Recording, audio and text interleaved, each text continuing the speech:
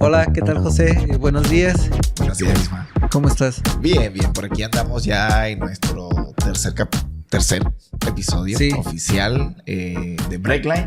Hoy traemos, vamos a enfocarnos un poquito en dos temas que traemos ya por acá. Uno es el tema de las estaciones totales con sistema operativa y el otro es el control geométrico de proyectos.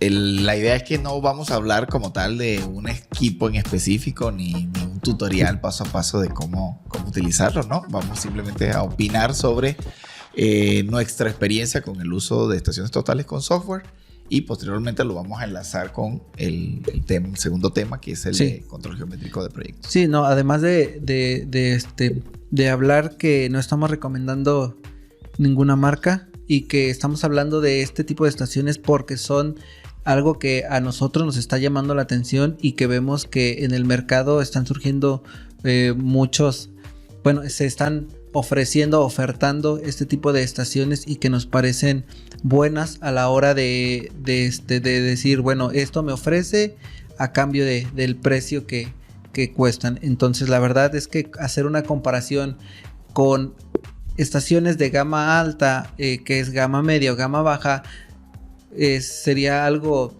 que no entraría en este capítulo, sino solamente estamos hablando de la facilidad o de los beneficios que te ofrecen este tipo de estaciones. Sí, la novedad sería que ahora están digibles, ¿sí? Porque antes no habían estaciones de gama media baja o estaciones de gama media que tuviesen sistema operativo más que el digital analógico básico que traen todas las estaciones totales. Sí, claro. Y tú comentabas de que si el mercado se está inundando es porque, bueno, ya sale uno al mercado y aparecen otros equipos a darle la competencia. Tú me mencionabas por allí que uno de los primeros que habías visto era el A1 de la marca South. Sí, fue de las primeras que yo vi, me llamaron mucho la atención.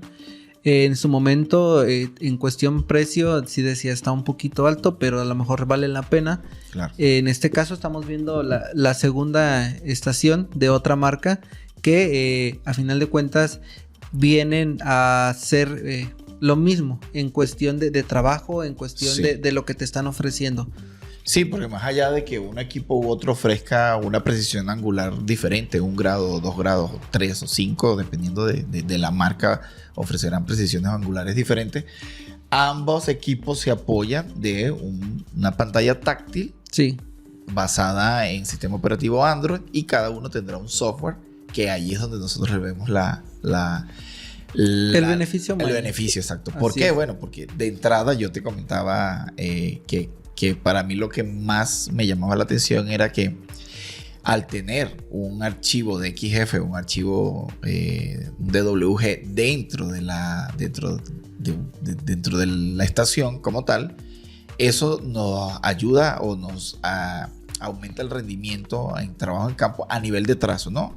Esté o no esté georreferenciado el archivo, igual puede servir como de referencia o igual si ya está georreferenciado dentro del sistema de control que tú estás trabajando, es muchísimo más fácil trazar basados en el dibujo que el archivo de puntos al que estamos acostumbrados. Sí. No, la verdad es que, por ejemplo, yo había trabajado con estaciones que manejan Survey Pro y Trimble Access y este tipo de estaciones ya te brindaban un beneficio que era ver un mapa, que era ver tus puntos, el número de puntos, la elevación, este tipo de cosas que en el momento en el que uno está trabajando son muy, muy buenos porque quieres buscar o agilizar tu trabajo, tocas 2 puntos, creas una línea y empiezas a replantear una línea o a trazarla y son cosas que en su momento eran innovadoras.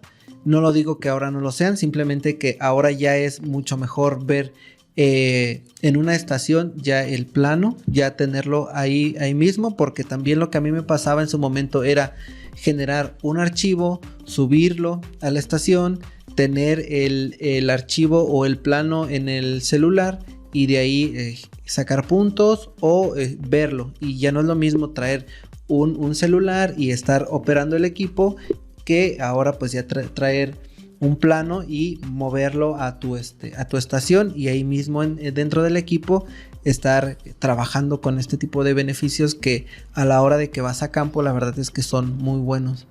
Sí, yo no he tenido oportunidad de operar ninguna de estas marcas novedosas. Digo novedosas porque la pantalla es súper llamativa. Creo que a nivel de gráficos va a ayudar mucho a la operatividad del propio equipo, ¿no? Sin embargo, asumiendo de que los software, me imagino que CHC en algún momento también sacará su estación total con sistema operativo Android. Lo tiene Sandisk, lo tiene Stonehenge, lo tiene... mencionando algunas marcas, ¿no? Está Saur, está High Target, está Reed.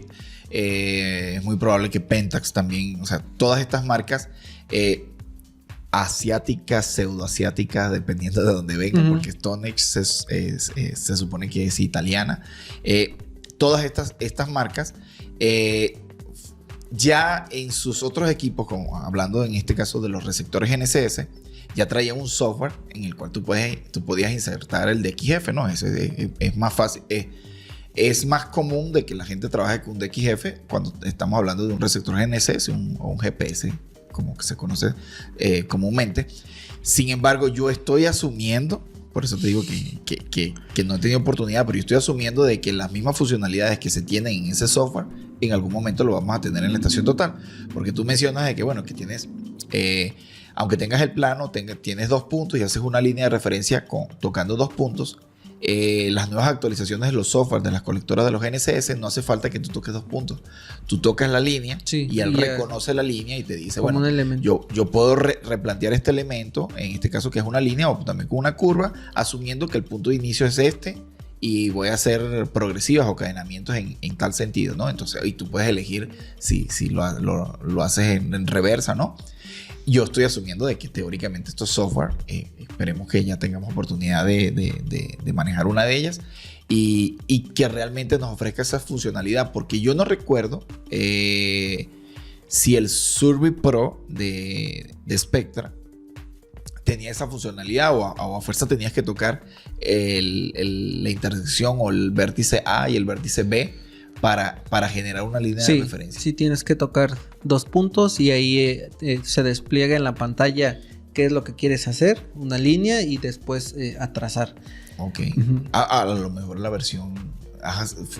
bueno, es que no hay una estación Spectra con la versión Android del software. A lo mejor esa versión venga ya mejorada posiblemente. Sí, la verdad es que estamos hablando de ventajas que yo le veo muchas ventajas a este tipo de estaciones. La cuestión está en que habrá que trabajar con ellas para empezar a checar también cuáles son las ventajas y a su vez las desventajas.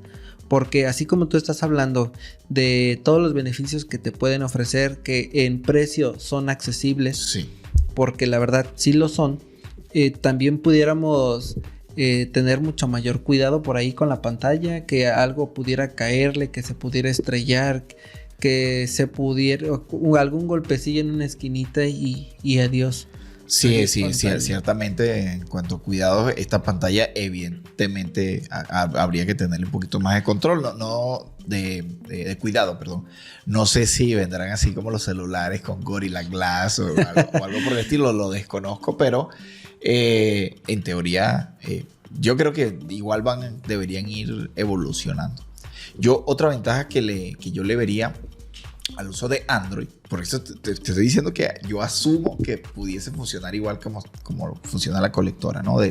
del receptor GNSS, es que al ser Android yo puedo tener ahí adentro, además de el software para operar la estación total, puedo tener las herramientas de Google, vamos a suponer, para leer documentos, para leer archivos CSV, TXT. De hecho, también puedes ponerle una SIM para que tengan internet. Perfecto. Y eso nos daría la posibilidad de que los archivos, cuando tú los exportas, en vez de extraerlos por una memoria SD o una USB, yo me estoy imaginando, tal y como lo tenemos en las colectoras aquí en la oficina, y ya lo puedes mandar unas carpetas a la nube en Google Drive y ya tener el archivo directamente en la nube. Espero que funcione así, si no vamos ya a empezar a escribir para que hagan algunas mejoras. Yo estoy asumiendo que sí, o sea, eso es algo completamente lógico y basado en un sistema Sí, Android. Y eso es algo que tú y yo estamos hablando como una inquietud. Habrá gente que ya haya trabajado con este tipo de equipos y que nos pueda hablar cómo ha sido la operación, nos podrá hablar de muchas mayores ventajas que pueda ofrecer el equipo. Solamente estamos hablando nosotros en este caso porque hemos visto que en el mercado se están ofertando de gran manera, y también creo que mucha gente ya habrá adquirido alguna y podrá decir su punto de vista, si son buenas, no son buenas. Por eso es que también nosotros no queremos hablar o recomendar alguna o decir desde mi punto de vista esta marca, porque a final de cuentas estaría yo comprometiendo esto que estamos hablando con alguna de las marcas. Entonces realmente estamos hablando de lo que tú y yo conocemos, pero que la gente también puede aportar ahí en los comentarios y que nos puede decir, ¿saben qué? Si son buenas.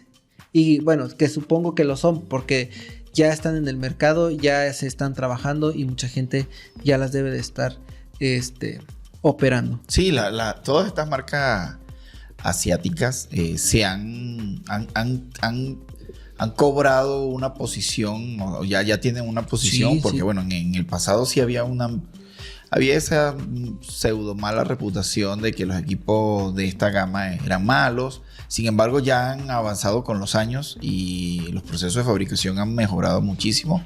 De hecho, hay grandes marcas que han comprado estas marcas pequeñas y las han ido potenciando y mejorando. Entonces, yo no dudo de que poco a poco estos equipos, que eran equipos de uso rudo, que ahora le están poniendo una pantalla, a poco vayan a ir adquiriendo nuevas habilidades, porque de eso luego hablaremos.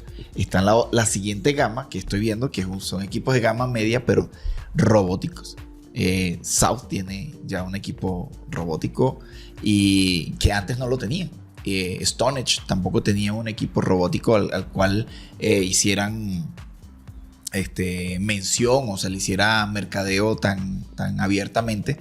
Ahora creo que ese va a ser el siguiente nivel de competencias de estas marcas asiáticas de gama media. Sí, es que ese es otro punto, la accesibilidad que tienen estos equipos y que la gente pueda adquirir, porque yo recuerdo que tú llegabas a trabajar a una empresa y la empresa es quien compraba el equipo, quien lo tenía y con el cual tú podías decir, bueno, yo he trabajado con este equipo, pero que alguien pudiera adquirir un equipo no estaba al alcance de todos. Entonces ahora con este tipo de equipos que son más accesibles puede ser mucho mejor para que la gente pueda adquirirlos. Sí, y de ahí, bueno, evidentemente yo creo que también es una estrategia como de la línea de negocios. Ellos, bueno, vamos ahora a acostumbrarlos a que funcionen con Android, y ya una persona que estoy seguro que ya empiece a utilizar una estación total con un sistema operativo de esta naturaleza, tal y como nos pasa a nosotros con la Trimble y con la Focus, es que después volver atrás es como que un poquito más lento el proceso, y yo creo que aquí nos están preparando para el siguiente nivel de estaciones totales, que van a ser estas robóticas de gama media. Este es como que el punto intermedio. Y es que sí pasa eso.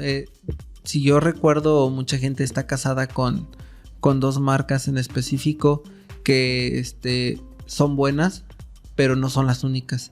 Y algo que yo sí te puedo decir es que cuando tú llegas a campo, lo que la gente necesita es rapidez, que facilites el trabajo y que soluciones.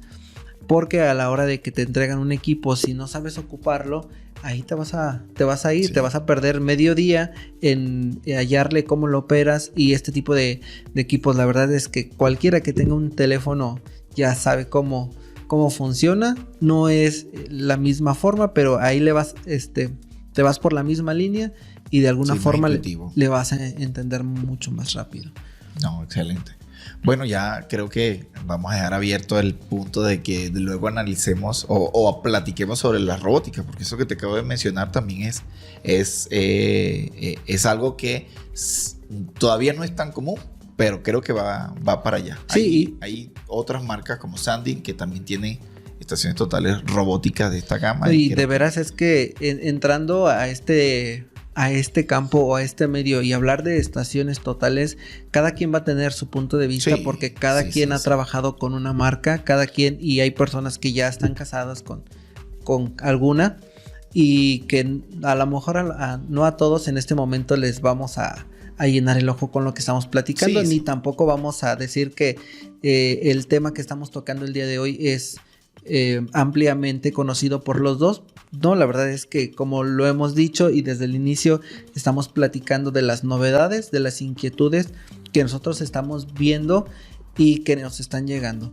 Entonces eso es algo que yo sí les quiero comentar a todos los que nos ven, a todos los que nos escuchan. Estamos hablando de cosas que están pasando, que a nosotros nos están llamando la atención. Sí, sí, y lo hablamos desde un punto de vista, para mí es bastante objetivo, porque igual en tus manos siempre ha estado el equipo Trimble, Leica, y ahora que has estado incursionando con estos otros equipos, y yo siento que los resultados a nivel geométrico de lo que estamos haciendo, evidentemente no hay mucha variación, ¿sí? Sin embargo, puede haber, lo que tú dices, defensores. No, y es que a mí me Leica pasó. O de Topcon, que son así súper, no sé, como que hay más cerrados y digan, no, pero es que estos iguales son los equipos chinos, como despectivamente. En el pasado era mucho más común escucharlo, sin embargo, Sí.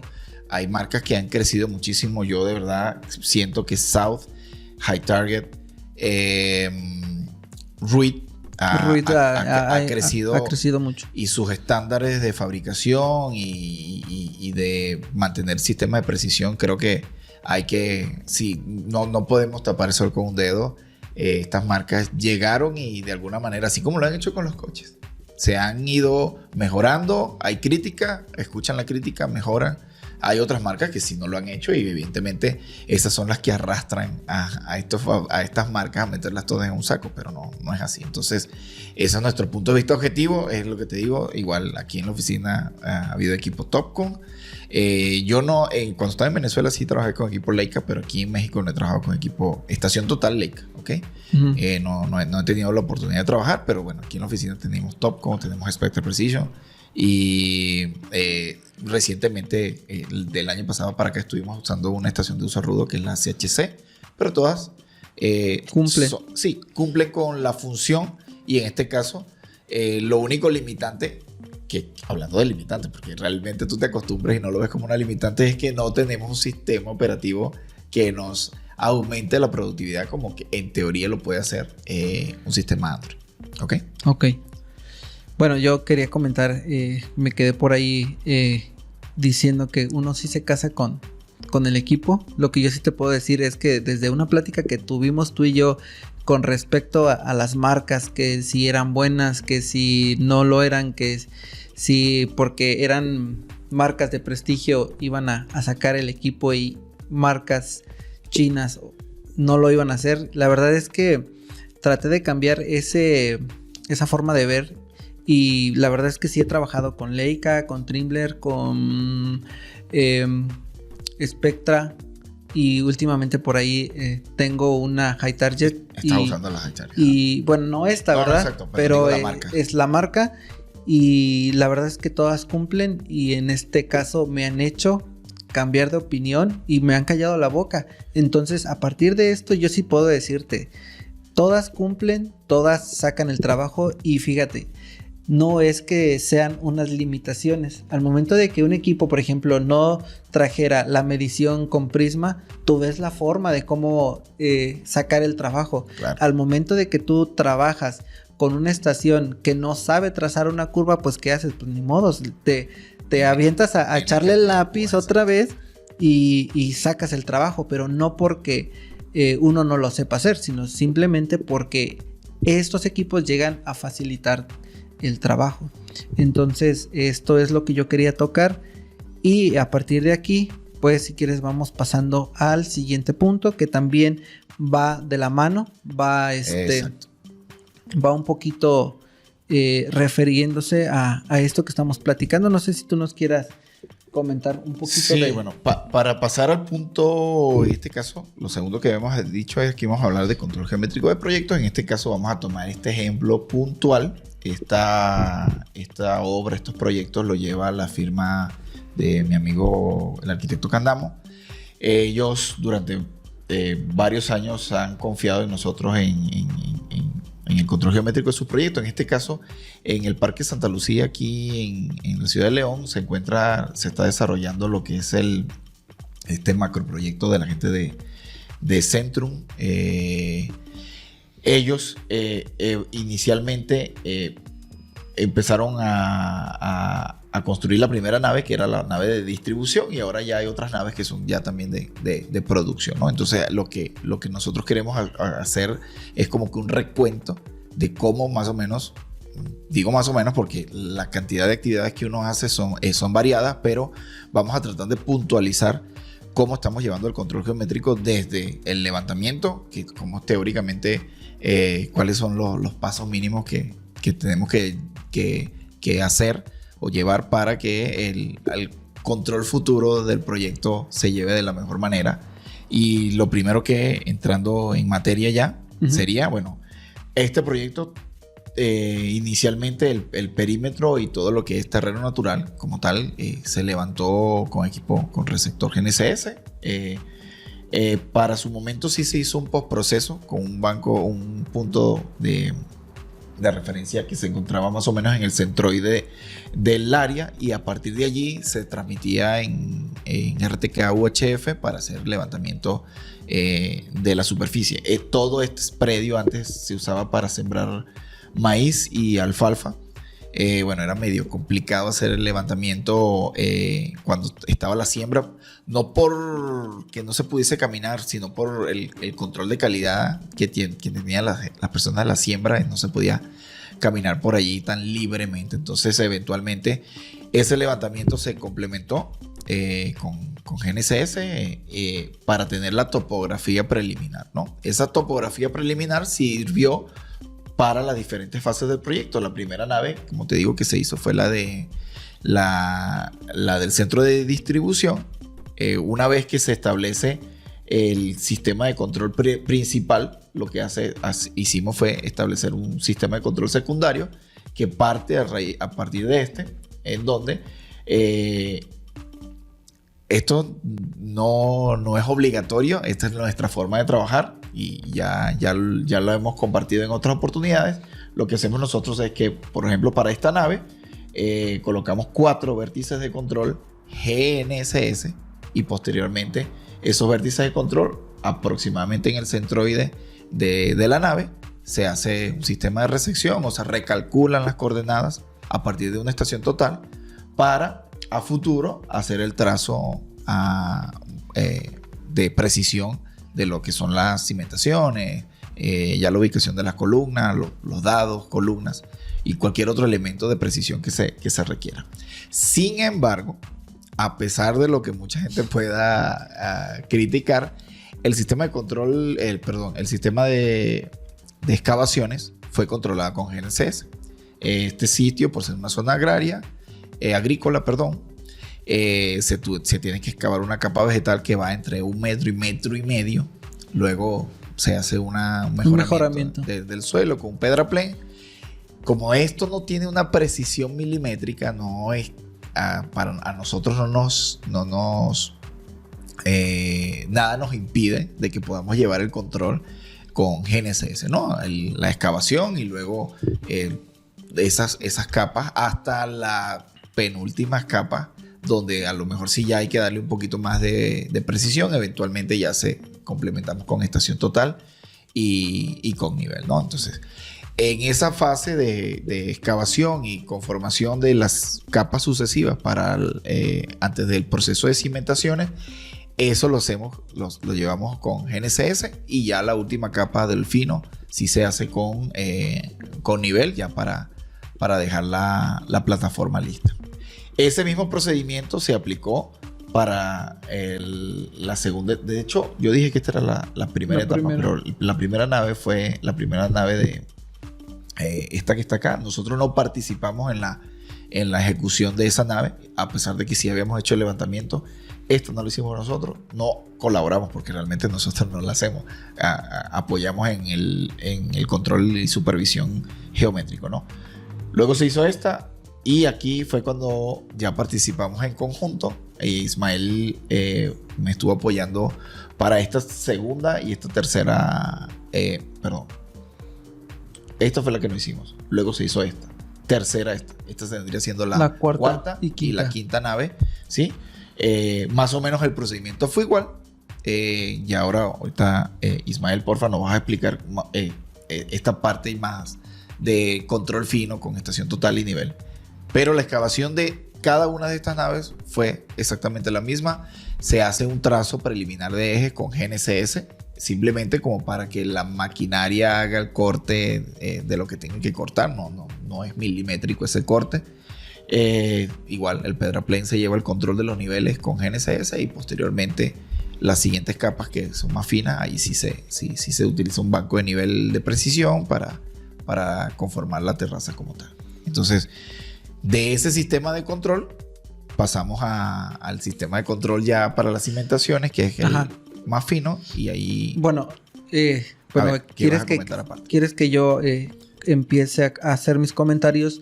En este caso yo comentaría que cuando uno va a realizar un trabajo, primero vas a evaluar qué tanta precisión requieres. En este caso lo digo porque tú empezaste a hablar del control que llevan con el GNSS a la hora de hacer trazos y a la hora de hacer algunos cortes o los levantamientos de terreno natural. Entonces, en este caso podemos ver que la precisión que ustedes necesitan no es tan exacta o no es tan precisa. De ahí que ustedes realicen el trabajo de esta forma. Sí. Entonces, es ahí donde yo digo que nosotros realizamos los trabajos para ser eficientes, para entregar un resultado.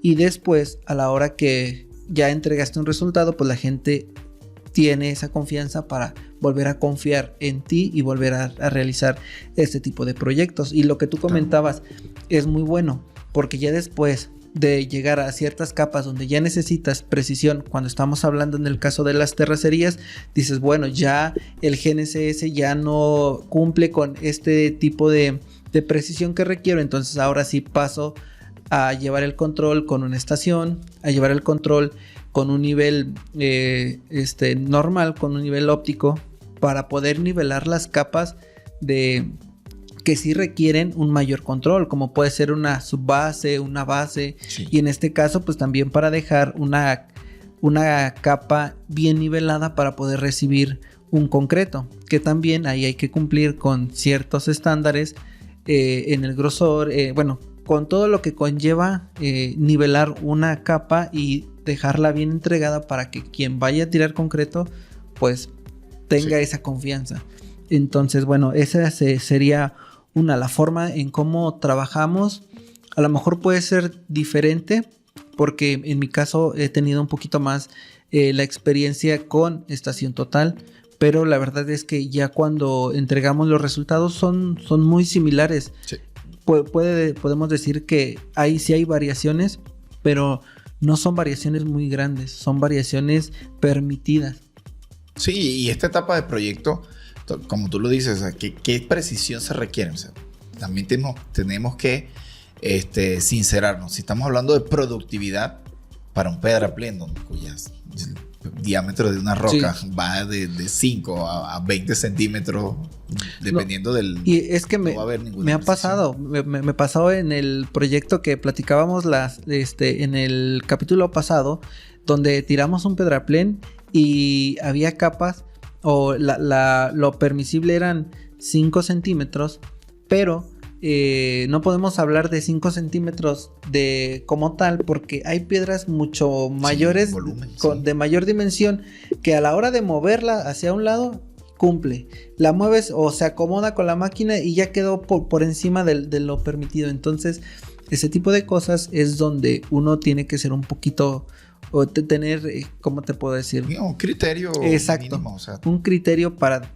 poder seguir con un trabajo dentro de los estándares. Ahora, no es lo mismo trabajar una terracería que te permite ciertas tolerancias cuando ya vamos a trazar una cimentación, donde ya estamos hablando de elementos de concreto que tienen que tener una posición correcta y que de ahí tienen que cumplir con ciertos estándares de calidad, porque a partir de ahí ya vienen otros elementos que van sobre ese elemento principal. En este caso estamos hablando de una zapata o de una columna y que, por ejemplo, para las naves industriales, después de la cimentación viene la estructura, y que es una estructura que para en el tema de avances o en el tema de los tiempos para poder cumplir las entregas, mientras se está haciendo la cimentación, a su vez se está haciendo la estructura en algún taller y solamente se transporta, y cuando ya está la cimentación, llega y se monta. Entonces es ahí donde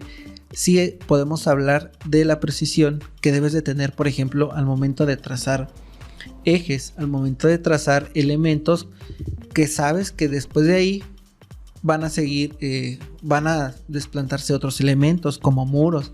Entonces sí es importante que a la hora de trabajar digas, bueno, voy a trabajar con conciencia y haciéndolo bien, porque bueno, aquí ya entraría otro tipo de... Sí, mira, voy a abrir aquí la polémica en las redes, porque esto es algo que es importante. Tú traes a la mesa el tema del criterio. Fíjate, para estos proyectos,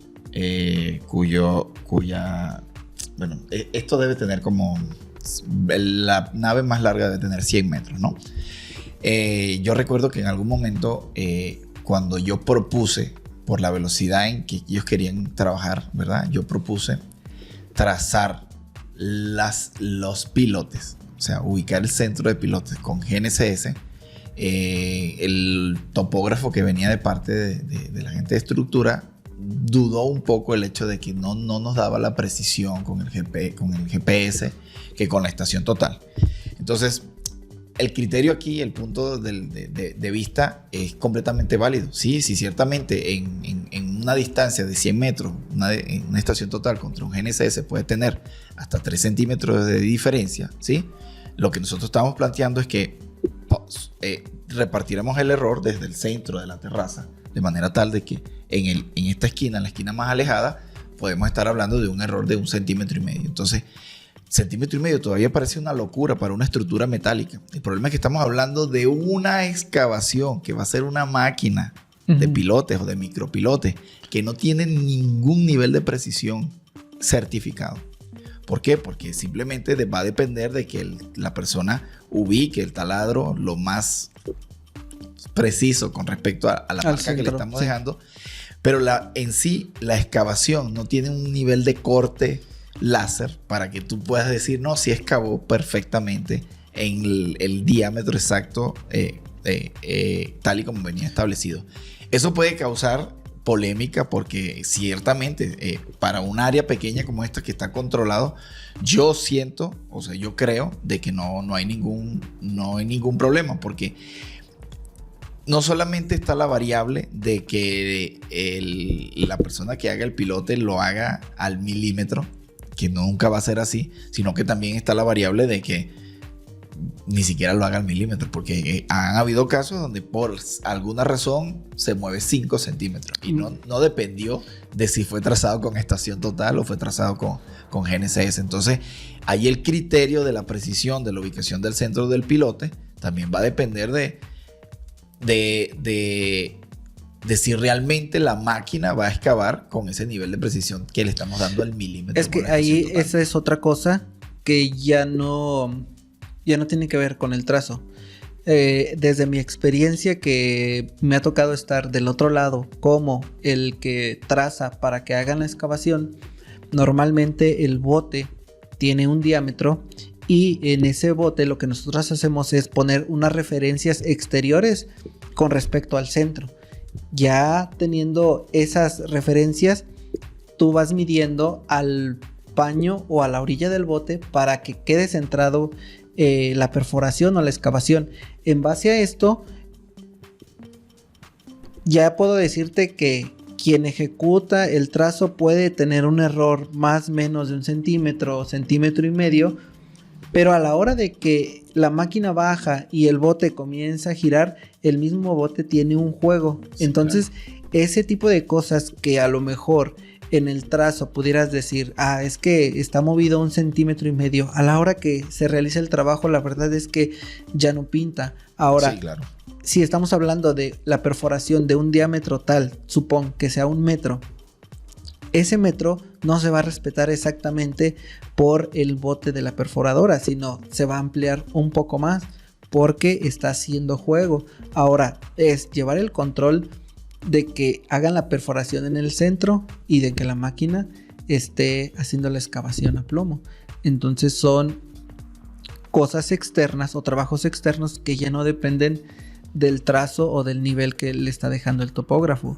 Exactamente. Sí, aquí lo que tendrías que ver, bueno, sí, estamos hablando de que hay una tolerancia en ese sistema de excavación de 2 centímetros, eso se tiene que corregir a la hora de hacer el cabezal, el dado, toda la estructura ya de concreto que va a ir en la parte superior, que allí sí tiene que entrar un equipo, un instrumento que nos dé la precisión con la tolerancia que nos está exigiendo el estructurista o el constructor como tal. Pero digo que es polémico porque yo lo he expuesto en diferentes lugares, en universidades, y no le parece. O sea, estamos hablando de un entorno controlado. Aquí lo que hay que tener cuidado es que evidentemente hay que saber cómo trasladar esa idea a proyectos más grandes, ¿no? ¿Por qué? Bueno, porque igual el GNSS se puede configurar para que dependiendo del área de trabajo pueda escalar el proyecto de tal manera que trabaje lo más cercano a una estación total.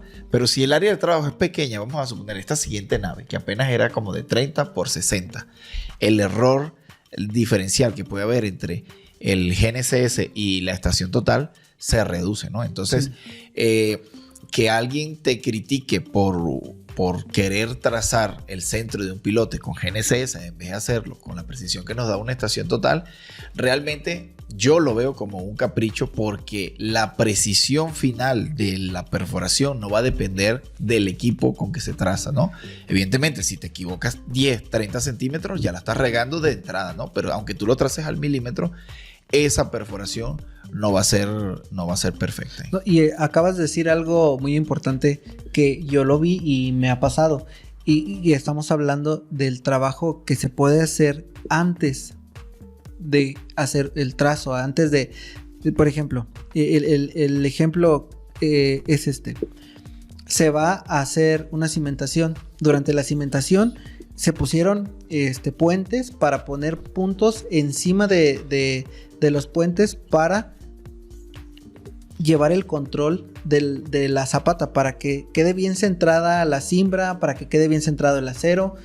Y en muchos de los dados se hacen, se ponen anclas. Entonces, antes de colar, siempre se checan las anclas, que estén plomeadas, que cumplan con las distancias que marca el proyecto, para que cuando llegue la placa con la columna siente perfectamente.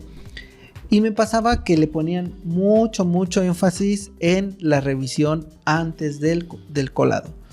Después del colado, todo mundo llega, avienta el concreto, limpian. Caray, y ya nadie se dio cuenta si esos elementos se movieron, ya nadie se dio cuenta. Camina por encima de la cimbra, le da golpe. Sí, no, ya no le pusieron ¿cómo te diré? Ya no le pusieron ese empeño en revisar como lo hicieron antes. Sí.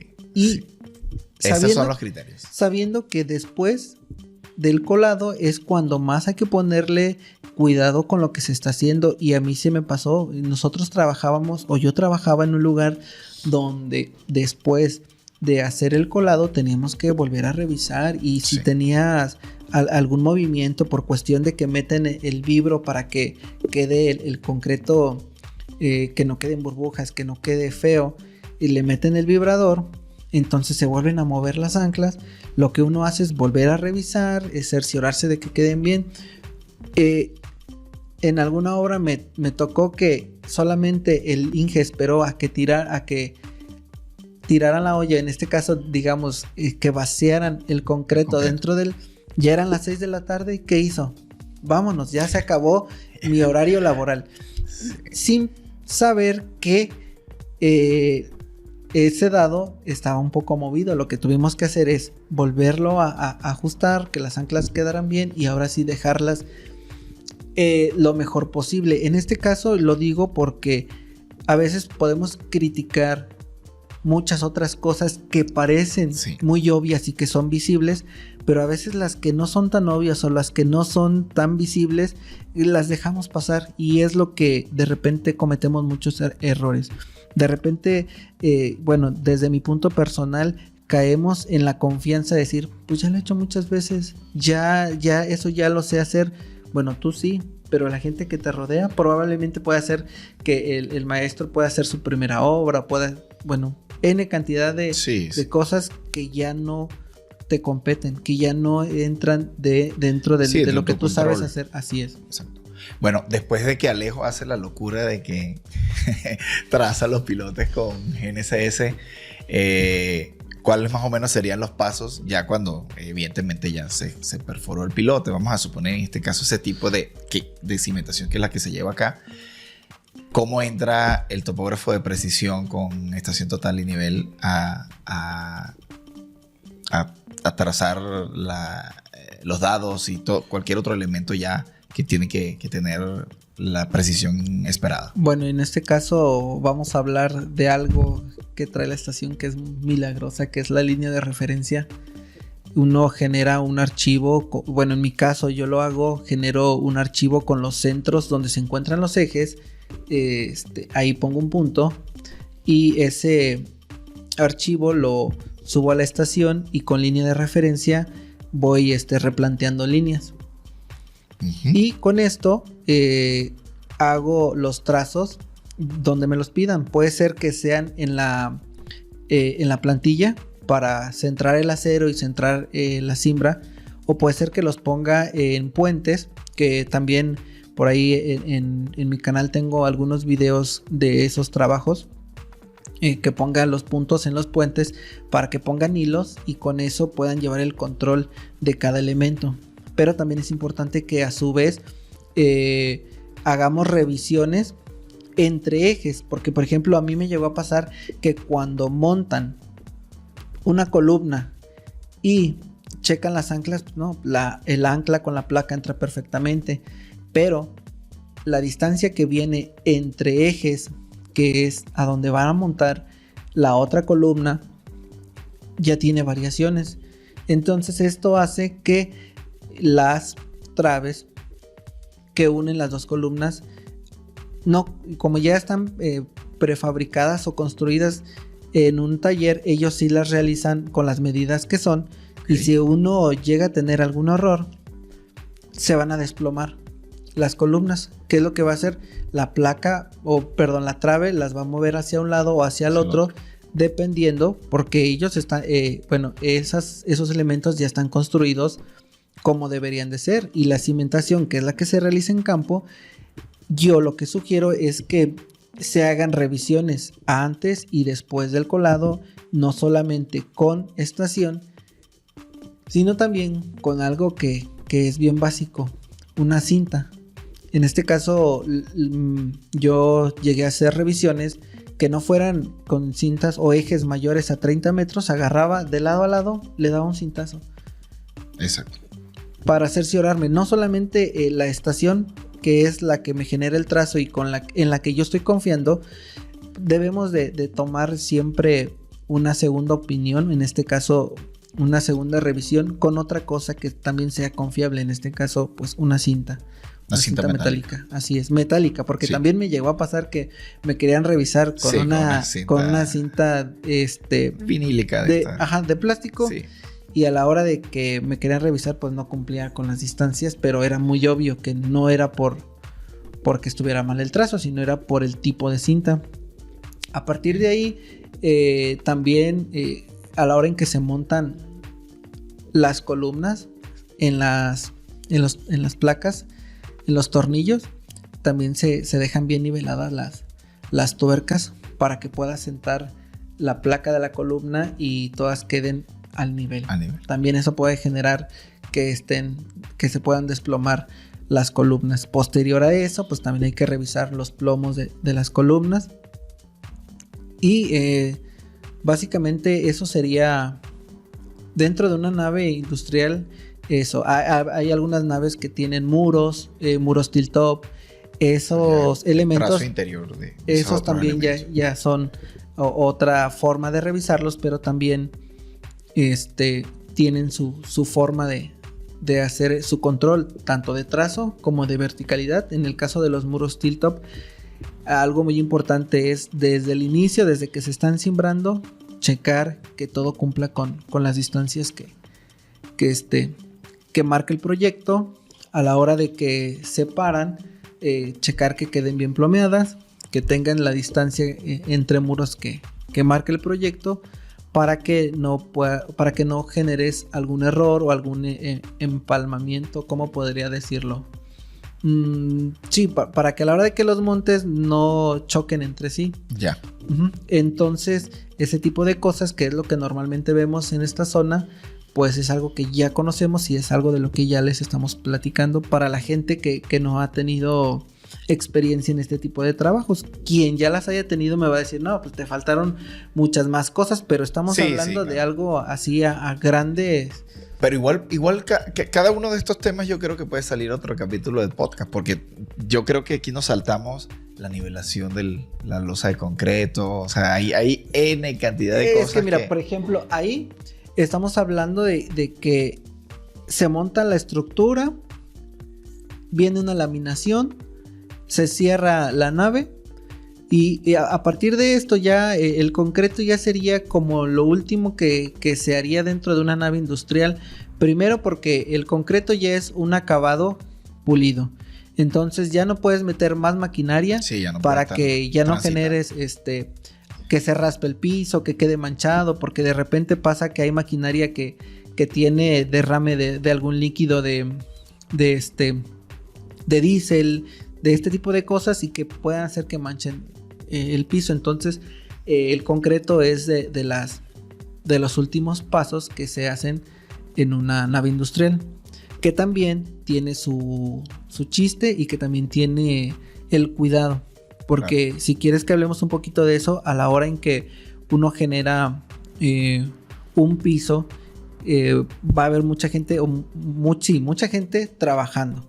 Entonces lo primero que tienes que hacer es preparar la cimbra que quede bien nivelada. La cimbra es la que va a contener el concreto entre un colado y otro, porque como son grandes extensiones de una nave industrial, no puedes tirar todo el piso en una sola exhibición. Tienes que hacerlo por partes y se van programando en ciertos días, también para darle su acabado, darle lo necesario para hacer este trabajo. Entonces, a la hora que uno está tirando el concreto, revisas la cimbra y luego hay máquinas, en este caso son niveladoras láser, que tienen unos sensores que también funcionan con un nivel láser que se coloca en alguna columna, está girando, están viendo la señal, y la máquina láser tiene sus receptores como unas antenitas que están definiendo cuál va a ser el nivel. Pero antes de que entre la máquina a extender el concreto, lo que hace el topógrafo es revisar el nivel que va a dar la nave o el nivel que va a dar la máquina para cotejar con el nivel del proyecto. Entonces revisas que te esté dando el nivel la máquina, y cuando es la primera, a la hora que empieza a extender el concreto, vas a revisar el concreto y ahí vas a hacer el ajuste en la máquina de 1 milímetro, 2 milímetros, lo que necesite para que te dé el nivel de piso terminado. Y esto se hace periódicamente. En lo que tú estás tirando, estás revisando para que la máquina se vaya ajustando. No sé si quieras preguntarme algo más que se me esté yendo. Fíjate que lo que te estoy diciendo es que creo que cada una de estas etapas, tal vez como una idea, es que eventualmente en siguientes capítulos vayamos, así como tienes videos en tu canal explicando algunas de estas tareas.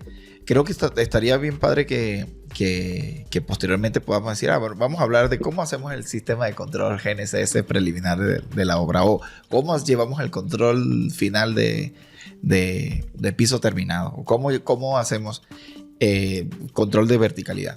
Esa parte, evidentemente, siento que de cada uno de estos temas hay comentarios, experiencias diferentes. Entonces, en línea general, por ahora, para cerrar este sobrevuelo sencillo que le hicimos a el control geométrico de una nave, porque, o sea, en esta nave llegamos hasta ese nivel, pero igual ahí se tuvieron que hacer nivelación del sistema hidrosanitario, si la nave va a llevar una grúa transportada, hay que hacer la nivelación de los rieles.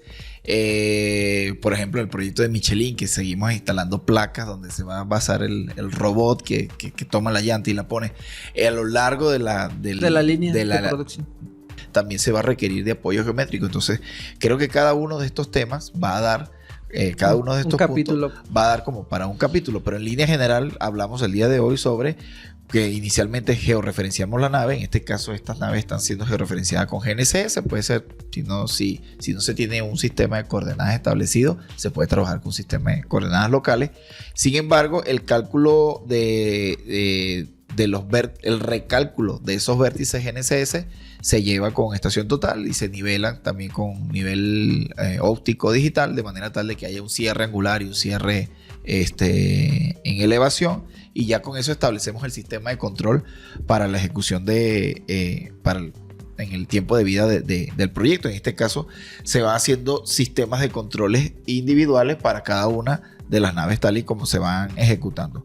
Posteriormente, el control de excavaciones, mencionamos que en nuestro caso lo estamos llevando con GNSS. Igual se nos olvidó mencionar de que, bueno, que en el mundo exterior, donde la tecnología ha avanzado, el control de movimiento de tierras se lleva mayormente con GNSS. Todas las maquinarias que son operadas de manera autónoma lo están haciendo a través de un sistema que también de control. Ese es otro tema para hablar dentro de las novedades o de los procesos. La maquinaria, eso también tiene mucho que ver. En este caso no hablamos específicamente sobre terracerías, porque estamos hablando sobre cómo llegar a la nave como tal. Pusiste un ejemplo, pero me ha tocado trabajar en otro tipo de proyectos donde llevas plataformas de diferentes niveles, que todas ellas conforman un solo proyecto. Exacto. Entonces esa es otra cosa, es otro capítulo también. En este caso luego pasamos a que los centros de los pilotes, eventualmente por velocidad y para proyectos controlados en estas áreas, yo diría que no nos deberíamos salir de un área de 100% sin necesidad de escalar la data de un GNSS. Se puede trabajar marcando centros de pilotes, distribuyendo como tal el error desde el centro del área establecida, ¿no? Posteriormente ya pasamos a una etapa más fina, ya cuando ya está conformada la terraza, ya se niveló, entra nuevamente el equipo con estación total y va apoyado en el sistema de control que se estableció al inicio, usando la herramienta de eje o línea de referencia. Se trazan los ejes, se colocan las referencias sobre los puentes o sobre los elementos fijos donde se puedan marcar estas líneas de referencia. Con esas líneas, apoyados en esas líneas de referencia, se traza todo lo que haya que trazar, los dados, toda la geometría de la cimentación, todos los elementos que requieran ese nivel de precisión. Y posteriormente, bueno, ya después pasamos a la etapa de plomear columnas y muy por encima mencionamos de que, bueno, ya una vez que se haya hecho el cerramiento de la nave como tal, se puede pasar a un nivel de colado de piso que requiere cierto cuidado dependiendo de la naturaleza del piso que se esté poniendo allí, ¿no? Sin embargo, bueno, creo que es como que el ciclo básico en donde apoyamos, en este caso, en este proyecto, ya lo dijimos, cada uno de estos puede dar como para un tema diferente del podcast. Espero yo que así sea. Entonces creo que por ahora, a menos que quieras decir algo más sobre el proceso. Bueno, nada más si quieren checar algunas cosas del proceso de naves industriales, en mi canal tengo algunos videos que ya he subido, que he trabajado anteriormente y que en su momento quería compartir porque era algo que a mí me llamaba la atención y que en su momento tampoco hubo alguien que me dijera cómo hacerlo. Claro. Y en este caso presento algunos ejemplos que nos ayudan bastante como para quien aún no tenga toda la experiencia o la experiencia necesaria para realizar esos proyectos, que vayan y que chequen mi canal, y por ahí podrán encontrar algunos sobre terracería, sobre cómo trabajar el plano, la orientación y cómo generar sus puntos, hasta ya plasmarlo en campo, ya trazando ya con la estación y sobre algunos puentes, y de esta forma pues que él sea ilustrado para la gente que quiera hacer este tipo de trabajos. Bueno, creo que cumplimos el objetivo del día de hoy. Ok. Y la verdad es que muchas gracias por estar aquí, muchas gracias a la gente que nos está escuchando. Esperemos que la difusión de este podcast sea más grande, que mucha gente más pueda escucharnos, pueda vernos. Esto es un proyecto de lo cual también ustedes pueden comentar y pueden decirnos, les hace falta esto, pueden agregar esto. Estamos comenzando, todo esto que estamos haciendo es pues algo que va saliendo de nosotros, pero que con el tiempo se puede hacer el complemento con lo que ustedes piensan y con lo que ustedes quieren escuchar y ver aquí. No, excelente, Isma. No nos queda más que despedirnos. Como dices tú, compartirlo nos ayuda a nosotros para crear audiencia, y también ayuda a otras personas que, como nosotros en el pasado, no teníamos la oportunidad de escuchar a un par de personas platicando sobre el proceso constructivo, en este caso de una nave. Y otra cosa, antes de que se me olvide, y quiero hacer la invitación, si tú también estás abierto a esto, alguien que quisiera visitarnos y que viva cerca de donde nosotros estamos grabando, que quiera compartir micrófonos con nosotros, también sería muy bueno para escucharlo y saber qué opinan. Vale. Listo, Isma. Nos vemos. Estamos viendo. Hasta luego. Hasta luego.